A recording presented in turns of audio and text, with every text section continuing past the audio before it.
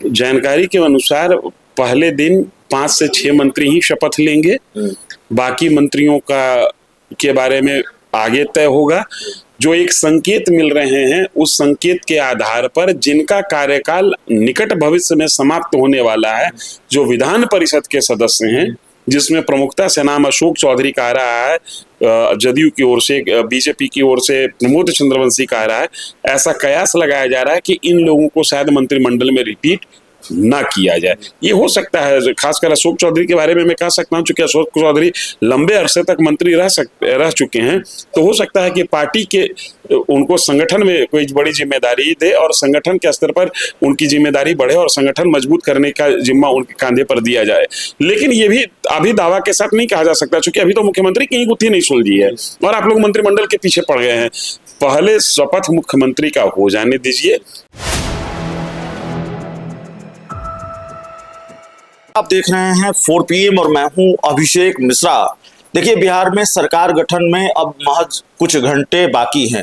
48 घंटों में तस्वीर पूरी तरह से साफ होगी और कल यानी 14 अप्रैल की तारीख बिहार के मुख्यमंत्री नीतीश कुमार के मुख्यमंत्री के तौर पर आखिरी दिन होगा। कल वो मुख्यमंत्री पद से इस्तीफा देंगे। इन तमाम राजनीतिक घटनाक्रमों के बीच एक जो जानकारी निकलकर सामने आई है वो ये जानकारी है, और जेडीयू के मुख्य प्रवक्ता नीरज कुमार के कल के बयान से ये संकेत मिला है कि निशांत कुमार फिलहाल न तो सरकार में कोई बड़ी जिम्मेवारी संभालेंगे, कहाँ उनको मुख्यमंत्री बनाने की मांग हो रही थी, लेकिन वो डिप्टी सीएम और मंत्री पद भी लेने को तैयार नहीं है, और संगठन में, पार्टी में भी कोई बड़ा पद वो नहीं लेने जा रहे हैं।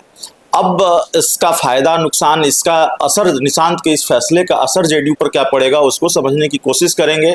और बाकी बिहार में जो ताज़ा घटनाक्रम है उससे जुड़े सवालों पर बातचीत होगी।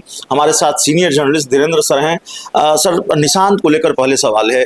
जेडीयू के बड़े बड़े नेता उनको मुख्यमंत्री बनाने की मांग कर रहे थे, जय निशांत तय निशांत का नारा, लेकिन अब न तो पार्टी में उनको बड़ी जिम्मेवारी मिलने जा रही है, इसके लिए वो खुद ही तैयार नहीं है, और सरकार में भी उन्होंने कोई बड़ा पद लेने से मना कर दिया, ऐसी जानकारी निकलकर सामने आ रही है। देखिए, जो लोग निशांत को राजनीतिक रूप से सक्रिय देखना चाहते हैं, खास करके मंत्री या मुख्यमंत्री के पद पे, मुझे ऐसा लगता है कि ये उनका निजी स्वार्थ है। निशांत इस बात को भली भांति समझ रहे हैं कि मैं पॉलिटिकल में भी लर्निंग फेज में हूँ, पॉलिटिक्स में तो लर्निंग फेज में है, और लर्निंग फेज में जैसे कुछ एक डिग्री होती है, आप कम से कम 10वीं कर लें, 12वीं कर लें, ग्रेजुएशन कर लें, उस तरीके की भी डिग्री निशांत के पास राजनीतिक रूप से नहीं है। कहने का मतलब है कि वो अभी इतना परिपक्व अपने आप को नहीं मान रहे हैं कि वो मंत्री पद हैंडल कर सकें। लिहाजा निशांत इनकार नहीं कर रहे हैं, निशांत समय मांग रहे हैं। थोड़ा सा राजनीति को समझ लें, थोड़ा पॉलिटिकल पार्टी को समझ लें, नफा नुकसान समझने की स्थिति में आ जाएं, मुद्दों को समझने की स्थिति में आ जाएं, राजनीति में मुद्दों के भविष्य को समझने की स्थिति में आ जाएं, तब वो आगे आएंगे। निशांत ने मना नहीं किया है, निशांत ने टाल दिया है कि हम आगे करेंगे। जो लोग निशांत को आज ही राजनीति में सक्रिय देखना चाहते हैं, उनको ये लगता है कि निशांत के नाम पर हमारी राजनीति बची रह जाएगी, क्योंकि अभी तक वो नीतीश कुमार के नाम पर राजनीति कर रहे थे। नीतीश कुमार बिहार की एक्टिव पॉलिटिक्स से अपने आप को किनारे कर रहे हैं, लिहाजा उनको एक कवच चाहिए, उनको एक ढाल चाहिए, और वो चाहते हैं कि ये ढाल के रूप में निशांत कुमार उनके लिए आगे आए। निशांत ने उनको भी निराश नहीं किया है, सिर्फ वक्त मांगा है। अगर निशांत को राजनीति में नहीं आता तो वो पार्टी ज्वाइन नहीं करते। पार्टी ज्वाइन उन्होंने की है, वो घूम रहे हैं, अपने पॉलिटिकल सहयोगियों के साथ हर दिन डिस्कस करते हैं। वो एक मैच्योरिटी लेवल को प्राप्त करना चाहते हैं, और जैसे ही वो मैच्योरिटी लेवल को प्राप्त कर लेंगे, वैसे ही मुझे लगता है कि वो सरकार में आ जाएंगे। और मंत्रिमंडल में शामिल होना ना होना ये बड़ी बात नहीं है, मंत्रिमंडल का विस्तार होते रहता है, ये मुख्यमंत्री का विशेषाधिकार होता है। जिस दिन निशांत को लगेगा कि हाँ, मुझे मंत्रिमंडल में शामिल होना चाहिए, मैं अभी इस लायक हो गया हूं कि मैं मंत्री पद की जिम्मेदारी संभाल सकूं, सरकार के नीतिगत मामलों में हस्तक्षेप कर सकूं, उस दिन निशांत राजनीति में, संसदीय राजनीति में सक्रिय हो जाएंगे। इसलिए ये कहना कि निशांत ने इनकार कर दिया है, यह शब्द गलत है। निशांत ने मोहलत ली है। किसके नाम की पर्ची निकालेंगे कल शिवराज सिंह चौहान? 2014 के बाद की जो बीजेपी की राजनीति है, उसमें कोई भी पॉलिटिकल जर्नलिस्ट 100% श्योर होकर कुछ नहीं कह सकता है, लेकिन जो संकेत मिल रहे हैं, उस संकेत के आधार पर ऐसा लगता है कि सम्राट चौधरी इस दावेदारी में सबसे आगे चल रहे हैं।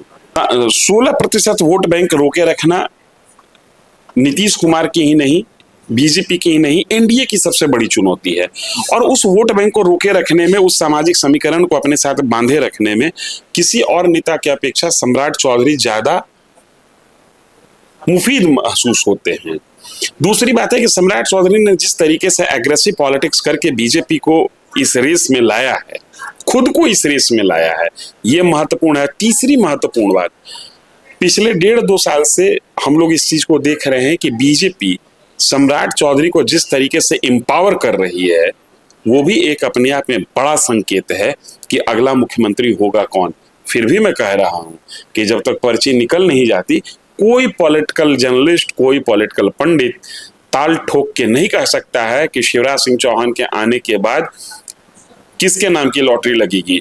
हाल के कुछ एक दिनों घटनाओं को देखते हैं, पिछले 48 से 72 घंटा की घटनाओं को देखते हैं, तो ऐसा लगता है कि सम्राट चौधरी पिछड़ रहे हैं। लेकिन आज जो डेवलपमेंट हुआ है, जिस तरीके से जदयू के बड़े नेता सम्राट चौधरी के यहाँ जा रहे हैं, और मुझे जो जानकारी मिली है, शायद मैं सही हूं या गलत हूं, ये मैं दावा के साथ नहीं कह सकता हूं, कि राजभवन के सचिव स्तर के एक अधिकारी सम्राट चौधरी के आवास पर गए मिलने के लिए। अगर राजभवन का कोई सचिव स्तर का अधिकारी सम्राट चौधरी के आवास पर गया है मिलने के लिए, तो ये एक अपने आप में बड़ा संकेत है कि सम्राट चौधरी के नाम से लॉटरी निकल रही है। हमने आपसे पूछा कि शिवराज सिंह चौहान किसकी पर्ची निकालेंगे या किसके नाम की पर्ची उनके पास होगी कल। अब हम, चूंकि जनता दल यूनाइटेड की तरफ से कहा यह जा रहा है कि ललन सिंह ही सब कुछ तय कर रहे हैं, ललन सिंह ही बड़ी भूमिका में है, किसके नाम की पर्ची नहीं होगी ललन सिंह के पास जो पर्ची है उसमें किसका नाम नहीं है मंत्रियों के लिस्ट में? क्या जेडीयू के कुछ दिग्गजों की या किसी दिग्गज की छुट्टी भी होने वाली है मंत्री पद से?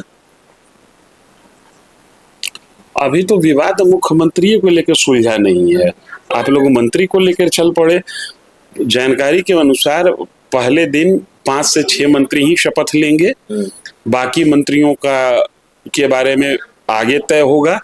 जो एक संकेत मिल रहे हैं, उस संकेत के आधार पर जिनका कार्यकाल निकट भविष्य में समाप्त होने वाला है, जो विधान परिषद के सदस्य हैं, जिसमें प्रमुखता से नाम अशोक चौधरी का आ रहा है, जदयू की ओर से, बीजेपी की ओर से प्रमोद चंद्रवंशी का आ रहा है, ऐसा कयास लगाया जा रहा है कि इन लोगों को शायद मंत्रिमंडल में रिपीट ना किया जाए। ये हो सकता है, खासकर अशोक चौधरी के बारे में मैं कह सकता हूं, चूंकि अशोक चौधरी लंबे अरसे तक मंत्री रह चुके हैं, तो हो सकता है कि पार्टी के उनको संगठन में कोई बड़ी जिम्मेदारी दे और संगठन के स्तर पर उनकी जिम्मेदारी बढ़े और संगठन मजबूत करने का जिम्मा उनके कंधे पर दिया जाए।